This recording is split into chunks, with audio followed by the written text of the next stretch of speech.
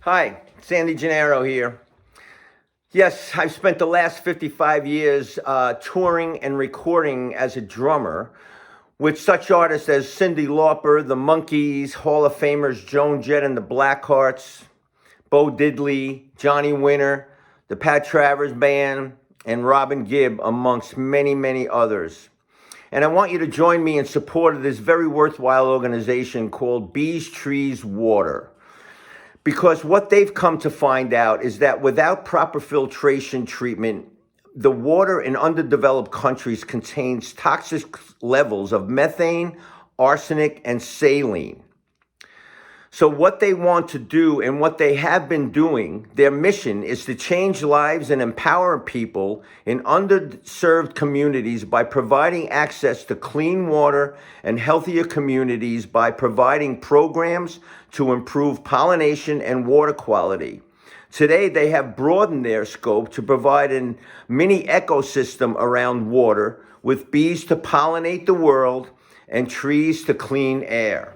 Now, for example, in India, what they've done already is to provide 18 clean water wells, planting 50,000 tree samplings and 3 bee training centers.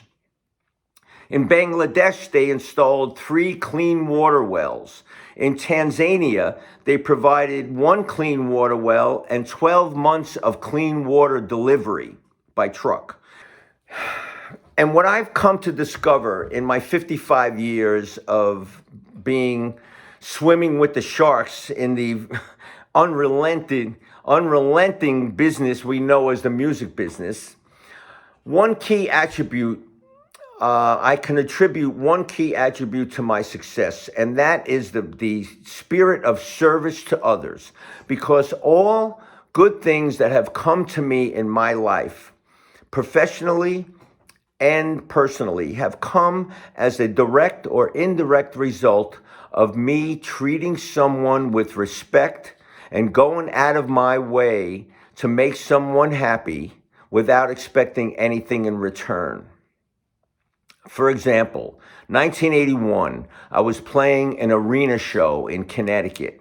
And after the show, the road manager came in the dressing room and said, "Hey, we're in a really, really big hurry. Hurry up, Sandy. You're always the last one out of the dressing room, and we have a really long ride. So please get your butt on the bus as soon as you can."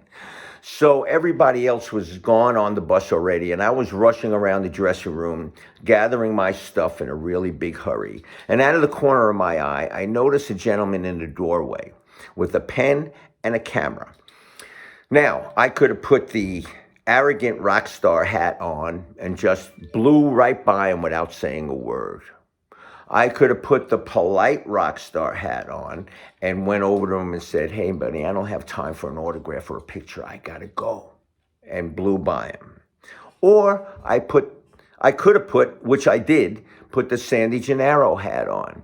And I stopped and engaged the gentleman, even though I was in a tremendous hurry and even though there was no promise of anything good in return. I wanted to engage this fella because he was there to see me. He didn't have a pass on, so he had to BS his way back to the dressing room. And he wasn't there to see the marquee artist who I was playing with. He was there to see me. So I engaged him. I stopped. I asked his name. His name was David. And I said, "What can I do for you?" So he asked me for a picture. I posed for a picture. I signed his autograph. And I said, "Dave, I really got to go because I'm in a really big hurry." He said, "Oh, would you help me out, Sandy? I'm a bass player here in Connecticut, and I would really like you to help me find a gig in New York." I said, "Well, David, I can't recommend you for anything unless I hear you play. So here's my card, my home address, my home number." This is before cell phones, 1981. "Here's my home address, my home number. Send me a cassette of your playing, and I'd be happy to forward it to some contacts I have in New York City in the music business." He looked at the card and was going, "Sandy, this is Sandy Gennaro's home address and home number." I'm going, "Yeah, Dave, it's no big deal. Just go ahead and send me a cassette." "Sandy, I can't believe you're giving me..." "Dave, I'm in a really big hurry, man. I gotta go." So he gave me a really big hug. Really, I mean, I'm underestimating when I just say he was very appreciative. He was over the moon appreciative of the fact that I'm giving him my contact information. I left, got on the bus, never knowing whether I would ever hear from him again. Well, about 3 weeks later, I got the cassette in the mail, and I forwarded it to some people, and nothing really ever happened. So, but fast forward about 3 years later, he gives me a call and he says, "Hey, Sandy, I'm managing this girl now, and I want you to be the drummer in her band. It's a brand new act, and she's going to be the biggest star in 1984. I go, "Dave, I can't join a baby band. I'm coming off an arena tour, and you were asking me to join a baby band, which probably means I got to share rooms again, hotel rooms. I have to take a cut in salary. We got to, drive in a Winnebago instead of a nice big tour bus, or instead of flying." I said, "I can't join a baby band now, Dave." He goes, "No, Sandy, you don't understand. She's going to be the biggest thing." Well, Dave, everybody's project is going to be the next big thing, with all due respect. So I hear that all the time, Dave. You can't ask me to join a baby band. No, Sandy, you don't understand. It's going to be big. You were so nice to me in that doorway years ago. I don't want you to miss this opportunity, because it's going to be huge, and you deserve to have this opportunity." I went down. He said, "Come down to the studio and meet this woman." So I went down to the studio. I met the woman. The woman happened to be Cyndi Lauper. And we got acquainted in the studio. I heard some of the songs they were working on before they were released, like songs like "Girls Just Want to Have Fun," songs like "Time After Time" and "Money Changes Everything" and "All Through the Night" and all of that. They were great songs. So I decided to join her band. Now, what happened as a result of that? Within 6 months of the release of that record, she was a monumental superstar worldwide. So it was the biggest tour that I've ever done to that point in my career. Not only that, but 11 months into that tour in Charlotte, North Carolina, and we always had a lot of fans backstage after the gig at the meet and greet, and Cyndi was signing, the band was signing autographs or whatever. But one night, like any other, we did a meet and greet in Charlotte, North Carolina, and I met this very attractive woman. Her name was Sherry. And she came to a couple of subsequent shows, and after the tour was over, we started dating long distance, because she lived in New York, Charlotte, and I lived in New York. So in 1985, November, a year from the day I met her, she moved to New York, and we started living together. Today, on May 12th, 2020, it's not today, coming up in a few days, May 12th, 2020, we're going to celebrate our 35th wedding anniversary. We have a healthy 25-year-old daughter who was on her way, she was on her way to a very professional music business career as a road manager for Leanne Womack. And so we are very happy. But sometimes I wonder where my life would be if I didn't engage that man in the doorway, because I wanted to add value to his life, and I wanted to make him fortunate for having crossed my path. And that's the idea. We are all in this world to serve others. And when we serve others without any expectation of anything in return, we get things back. You can call it the cliche of karma or whatever. I'm going to tell you another quick story. This is in service to others without expecting anything in return, and wonderful things happen. Now, this situation was as a result of a